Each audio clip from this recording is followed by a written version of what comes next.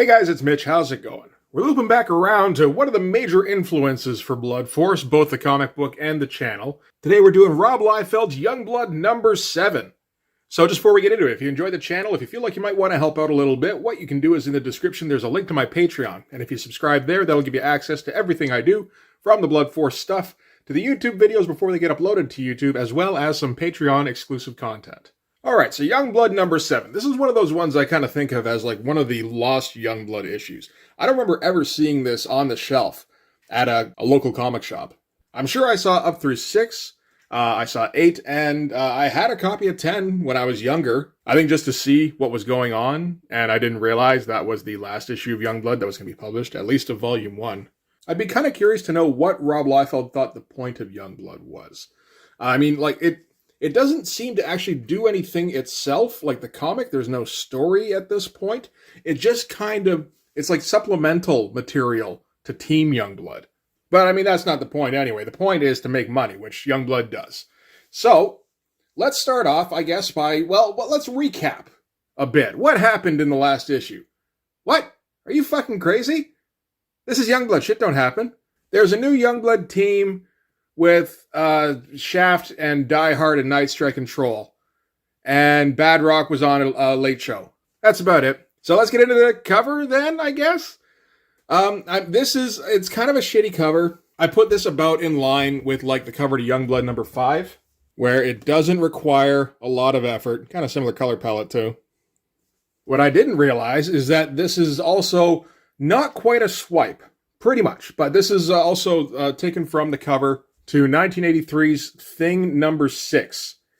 So it's not a swipe because he said in here, after Anderson, I don't even know who Anderson is. I don't even know if Rob does either. As far as I can tell, the Thing issue 6 was drawn by a dude named Ron Wilson. So, I don't know. Rob couldn't come up with a cover idea, so he was like, yo, I liked the Thing comic, when I was a kid.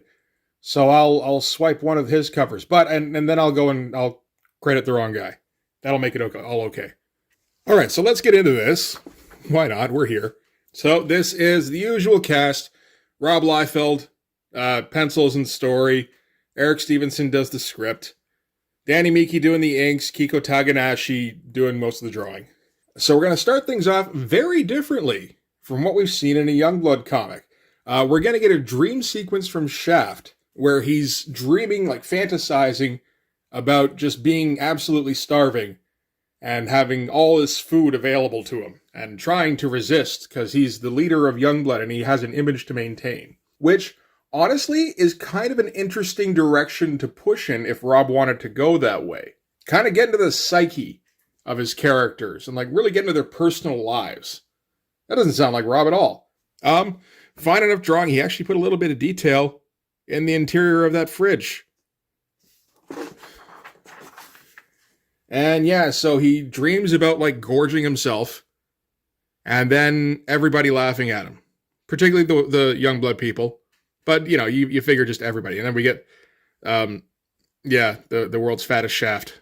And it's a very strange style for Rob, I mean, we have seen that he does like doing some cartoony stuff every once in a while. I've never seen him do anything quite like this.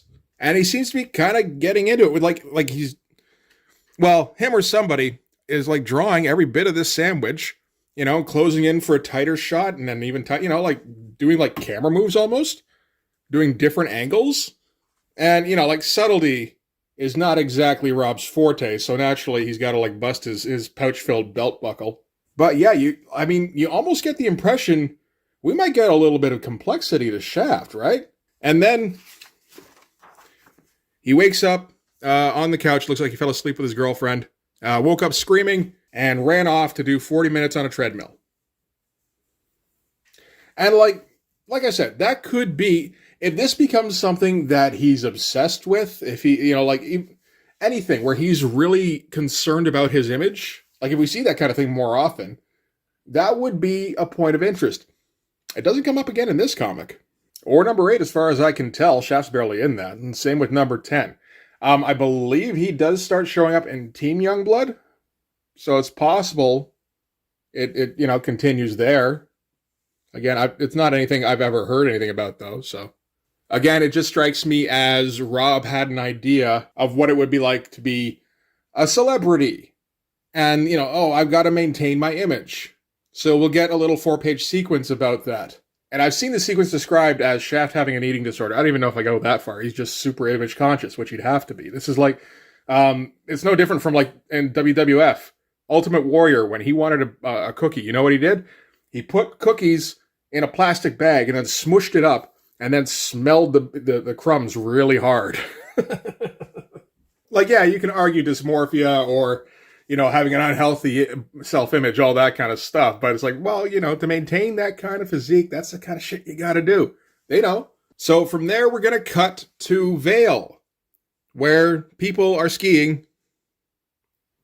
We get a bit of a description about all the people who might be skiing. So many skiers, including superheroes. I kind of like Badrock's skiing outfit, I have to say. Just the fact that Rob put that much thought into it, where he's not skiing in his costume. I don't mind that. That's all right. Not deserving of a double-page spread, but that's the kind of thing I wonder why he does that. There's 27 pages in this issue. It's not like he had to, fill time or anything. So, I have to assume he genuinely thought that needed 2 whole pages. Not to mention the added inconvenience of having to flip your fucking book sideways. So we get a little bit of narration about Badrock's frame of mind, about, the one thing about Badrock that Rob Liefeld knows, which is that he's a 17-year-old, and, sometimes he likes having fun instead of just beating up on bad guys. It gets back to the lodge. There's a few dudes there who are like, yo, Badrock, you're the greatest. You're the best. And, he's doing the celebrity thing with a couple of people because Rob doesn't want to draw a whole fucking crowd. And he's got his publicist there and everything. And life is pretty good. Signing autographs, making nice with the people. This'll knock that troll asshole off the front page in no time. Then we cut to YOUNGBLOOD headquarters, which is apparently this. I think this might be the first time we're seeing YOUNGBLOOD headquarters, which is out in the middle of a field somewhere, I assume, so that Rob doesn't have to draw more buildings. And inside, Troll is having a shower, and we needed to know that. And yeah, naked Troll is just as misshapen as you thought he would be. Because you wondered. I know you did.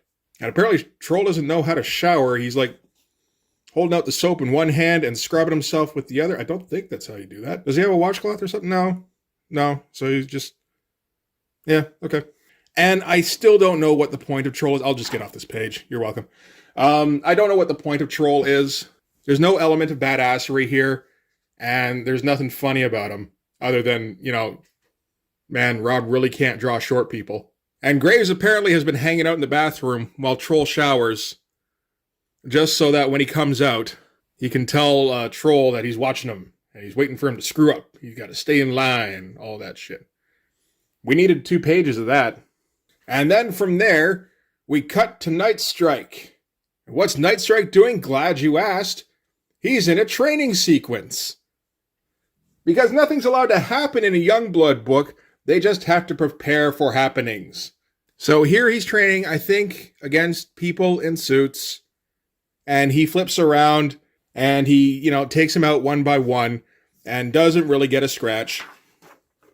And we get all sorts of internal monologue from him. And it's all, Liefeldisms. Lucky for me, though, I had an advantage over the other wankers trying to make it. Sort of put me a cut above the rest. Not that I wasn't a pretty formidable SOB already. All things considered, this kind of workout's a walk in the park. A brisk one, perhaps, but a walk nonetheless. So, in this sequence that already has no stakes, they managed to lower stakes. Way to fucking go. And Shaft comes down to inform Nightsaber that the YOUNGBLOOD team that does things is apparently in trouble, so they're going to have to help out. And he doesn't say anything like, you wouldn't happen to have a hot dog or anything, just in passing. That first sequence didn't have anything to do with anything. So this is another thing. I do wonder if Rob thinks that training sequences are interesting, because he goes back to them so often. It wouldn't be hard to start up a conflict somewhere instead of doing a training thing. Just, there's supervillains, and they're at a place, and oh shit, they've got demands. We better go bust things up. Hell, by this time, Larson's already done that like a dozen times. Just do it yourself. You don't need fucking reasons. He's going pretty heavy on the panel count, which is odd. Like, and even here, like, what is it? 1, 2, 3, 4, 5, 6, 7, 8, 9. These are separate panels. Tiny little panels. Don't know what they're there for. Maybe so Rob can get away with doing tiny drawings? Could be. Cut back to Badrock. Still skiing. Rob's really digging Badrock skiing. Maybe he's getting into skiing around this time. It's like, man, these poses are so cool. I got to get these into a comic. But this is how many pages of Badrock skiing have we had so far? I mean, you got to count that as 2. Rob made it 2. 3, 4, 5, 6 pages of Badrock skiing. And then he gets zapped whilst skiing. And, you know, like, none of this could have been condensed. You couldn't have condensed all this to like 3 pages of skiing. Oh shit, it's Overkill. We don't know why it's Overkill, though. For the full story of Overkill's reappearance, we have to check out Spawn number 23. We're not even close to that right now. So we're going to have, I guess, a fight on the side of a mountain with Badrock having like skis stuck to his feet. That could make for some interesting dynamics somehow. Like you could do, there's got to be something you can do in there, right? I mean, you could, unless you're Rob Liefeld. So yeah, his publicist manages to distract Overkill, so Badrock can do a double page splash. Big ol' impactless punch. Somewhere in there, a punch happened. There's no real sense of, you know, momentum or anything. Oh, fuck, we're still sideways. My bad. Get a run up. I guess that's another punch. And probably another one in here. He might have just shoulder checked him. He might be rubbing him real hard. And, you know, like this, I'm going to assume he chest bumped him. There's no real indication there was a punch there. Rob doesn't know how to do action. It's some of the most boring action. I swear to God. So Overkill gets knocked back through some trees, and he keeps coming back at Badrock and going, kill Badrock, kill Badrock. So he's like stuck in some kind of loop. This looks like it would have been a fun page to draw, at least. That's something. And Overkill blasts Badrock with finger lasers. These are the same kind of finger lasers that were in YOUNGBLOOD number 6, eh? So yeah, he feels pretty confident about that kind of finger laser. So yeah, he zapped him, and it was a heavy zap. He doesn't know how much of that he can take, but he's done zapping, so he must have been able to take that. And oh shit, now he's mad. That's a bad thing for Overkill. It's a fun page. Like, this would have been fun to draw, I'm sure, and quick too. I mean, you could probably get this done in like an hour or 2. But yeah, he made the strong guy mad, which is the automatic win button for the strong guy. So, way to go, Overkill. That was stupid. And do we have one more double? That can't be it. There we go. That's the double page splash I was thinking we were going to get. Which, again, totally redundant. Could have come up with a cooler shot, like something much more interesting happening. But Rob doesn't have time for that. He's got to go pitch 17 new books to somebody. Oh, yeah. And yeah, we get one more vertical double page splash where Chapel is going to go do something. He's not doing it now. He's going to do it. This is after he was saddled with Bloodstrike, or vice versa. And he's, yeah, no, I'm through being their whipping boy. And I'm not playing patsy for this godforsaken government no more. I think it's time I exercised some of my world-famous generosity and started to give a little. Starting with my good buddy, Al Simmons. I guess he's mad at Spawn now. What happened to the thing? Didn't Spawn do the thing where he has a skull face? Did that ever get fixed? Did that get addressed in YOUNGBLOOD at all? But you can tell he means business. He doubled his usual pouch count. Not to mention all the fins that he's got. Like, those are action fins.